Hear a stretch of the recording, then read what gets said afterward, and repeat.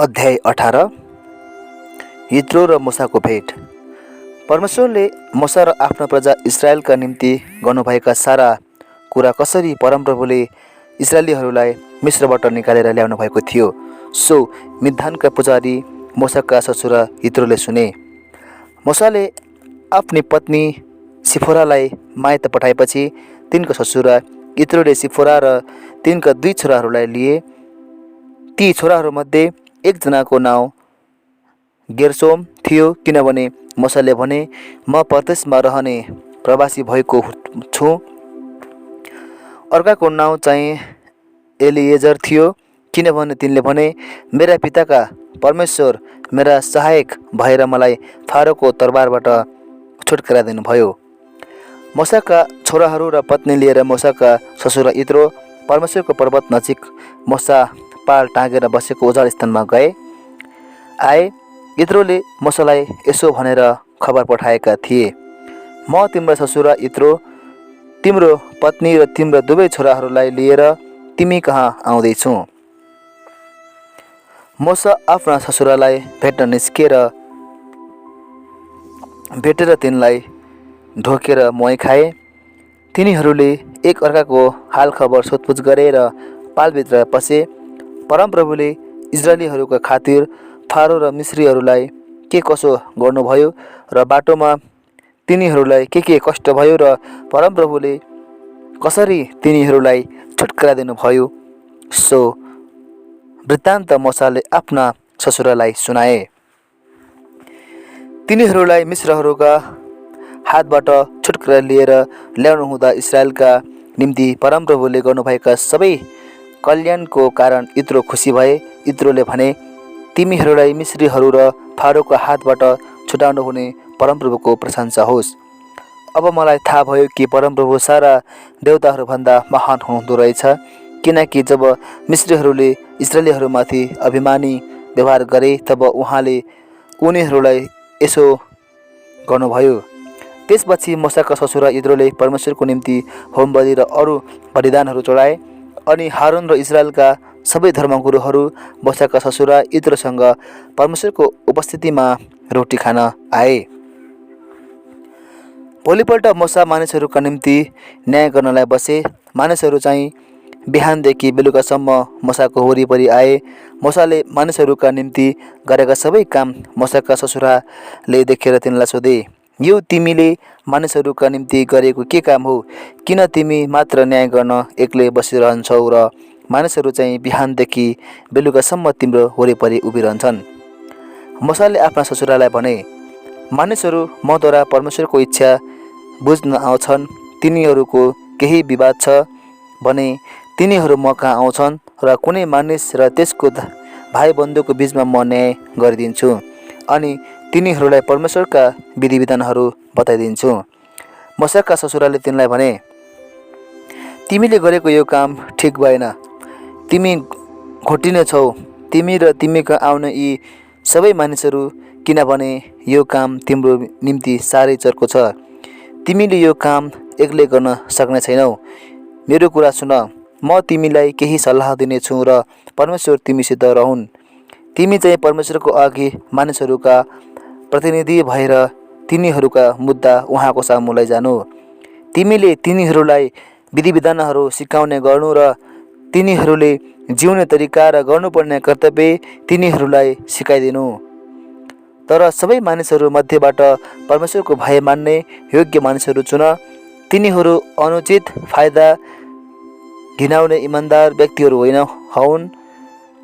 तिनीहरूलाई 1000, 100, 50 र 10 माथि नायक हुनलाई नियुक्त गर। तिनीहरूले हर समय मानिसहरूका न्यायकर्ता भएर सेवा गरून्।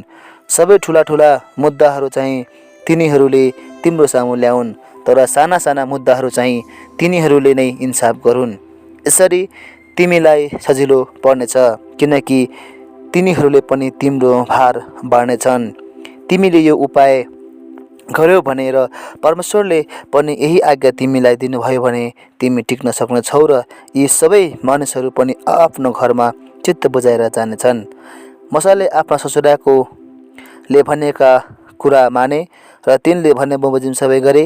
मोसाले सारा इस्राएलीहरूका योग्य मानिसहरूलाई छाने र तिनीहरूलाई मानिसहरूमाथि नायक बनाए, अर्थात् हजार नायक, 100 का नायक, 50 का नायक र 10 का नायक। तिनीहरूले हर समय मानिसहरूका न्यायकर्ताहरूका रूपमा सेवा गर्थे। गाह्रा विषयहरू चाहिँ तिनीहरूले मोसा कहाँ ल्याउँथे, तर हरेक मामुली कुरा तिनीहरू आफैले इन्साफ गर्थे। तब मोसाले आफ्नो ससुरालाई बिदा गरे र यत्रो आफ्नो देशको बाटो लागे। अध्याय 19। सिनै पर्वतमा। इजरायलीहरू मिस्रबाट निस्केका 3 महिना भएपछि त्यही दिनमा तिनीहरू सिनैको उजाड स्थानमा आइपुगे। जब तिनीहरू रपिदिममा हिँडेर सिनैको उजाड स्थानमा आए, त्यही पर्वतकै सामुन्ने इजरायलीहरूले छाउनी बनाए। तब मोसा परमेश्वर कहाँ गएर परमप्रभुले तिनलाई पर्वतबाट भन्नुभयो, याकुबको घराना र इजरायलीहरूलाई तैँले यसो भन्नु, मैले मिस्रीहरूलाई के गरेँ र तिनीहरूलाई कसरी गढुरका पखेटामा चाहिँ बोकेर म कहाँ ल्याएँ, सो तिमीहरूले देखेका छौ। अब यदि तिमीहरूले मेरा कुरा साँच्चै नै सुन्यौ र मेरो करार पालन गर्यो भने सबै जातिहरूमध्ये तिमीहरू चाहिँ मेरो बहुमूल्य निज धन हुनेछौ। सारा पृथ्वी मेरै भए तापनि तिमीहरू मेरो निम्ति पुजारीहरूको एक राज्य र एक पवित्र जाति हुनेछौ। इस्राएलीहरूलाई तैँले भन्नुपर्ने कुरा यिनै हुन्। अनि मोसा र तल आएर मानिसहरूका धर्मगुरुहरूलाई बोलाइ पठाए र परमप्रभुले तिनीहरूलाई बोल्नु भनी आज्ञा गर्नुभएका यी सबै कुराहरू तिनीहरूका सामु राखिदिए। सारा मानिसहरूले एकसाथ यसो भने, परमप्रभुले भन्नुभएका सबै कुराहरू हामी पालन गर्नेछौँ। तब मोसाले मानिसहरूलाई को जवाफ परमप्रभुलाई सुनाइदिए। परमप्रभुले मोसालाई भन्नुभयो, हेर, म तँसित कुरा गर्दा मानिसहरूले सुनुन् र तँलाई सधैँ विश्वास पनि गरून् भनेर म त कहाँ बाक्लो बादलमा आउनेछु। तब मोसाले मानिसहरूले भनेका कुराहरू परमप्रभुलाई सुनाए। अनि परमप्रभुले मोसालाई भन्नुभयो, मानिसहरू कहाँ गएर तिनीहरूलाई आज र भोलि शुद्ध गर। तिनीहरूले आफ्ना लुगा धुउन् र तेस्रो दिनको निम्ति तिनीहरू तयार रहनु, किनकि तेस्रो दिन सिनै पर्वतमा सबै मानिसहरूका आँखाकै सामुन्ने परमप्रभु आउनुहुनेछ। तैँले चाहिँ मानिसहरूको निम्ति चारैतिर यसो भनेर बार लगाउनु, होसियार बस, तिमीहरू पर्वतमाथि नजानु र त्यसका सिमाना पनि नछुनु, कसैले पनि त्यसलाई नछुनु, तर ढुङ्गाले वा काँडाले हानेर त्यसलाई मार्नु। पशु होस् अथवा मानिस, त्यो जीवित रहने छैन। तुरही लामो गरी बज्दा तिनीहरू पर्वतसम्म आउन्। मोसा पर्वतबाट तल मानिसहरू कहाँ उत्रेर आएपछि तिनले मानिसहरूलाई शुद्ध गरे र तिनीहरूले आफ्ना लुगा धोए। तब तिनीहरूले मानिसहरूलाई भने, तेस्रो दिनको निम्ति तयार हौ, यौन क्रिया नगर। तेस्रो दिन जब बिहान भयो तब पर्वतमा गडाङगुडुङ भयो र बिजुली चम्कियो र बाक्लो बादल पर्वतमा उठ्यो र तुरहीको अति जोरको आवाज सुनियो। छाउनीमा भएका सबैजना थरथर कामे। तब मोसाले मानिसहरूलाई छाउनीबाट परमेश्वरसँग भेट गर्न ल्याए। तिनीहरू चाहिँ पर्वतको फेदीमा खडा भए। परमप्रभु आगोमा ओर्लेर त्यहाँ आउनुभयो। भएको कारणले सिनै पर्वत बिल्कुलै धुवाँले भरियो। पर्वतबाट धुवाँ भट्टीबाट चाहिँ निस्कियो र सारा पर्वत जोडसित काम्न लाग्यो र तुरहीको आवाज अझ जोरको गरी बज्न लाग्यो। तब मोसा बोल्न लागे र परमप्रभुले मेघ गर्जनमा तिनलाई जवाफ दिनुभयो।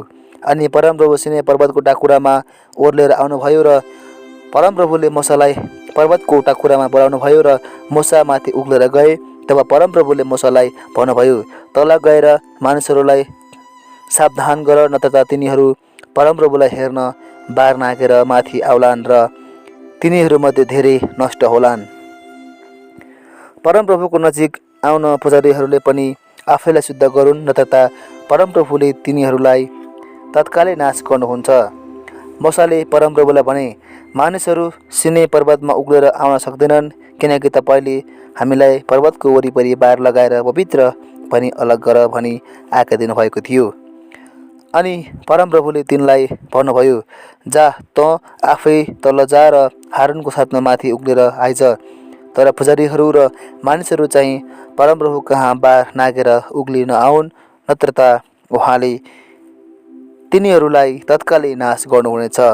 यसैले मूसा तल मानिसहरू कहाँ ओर्लेर गए र तिनीहरूलाई यी कुराहरू बताइदिए।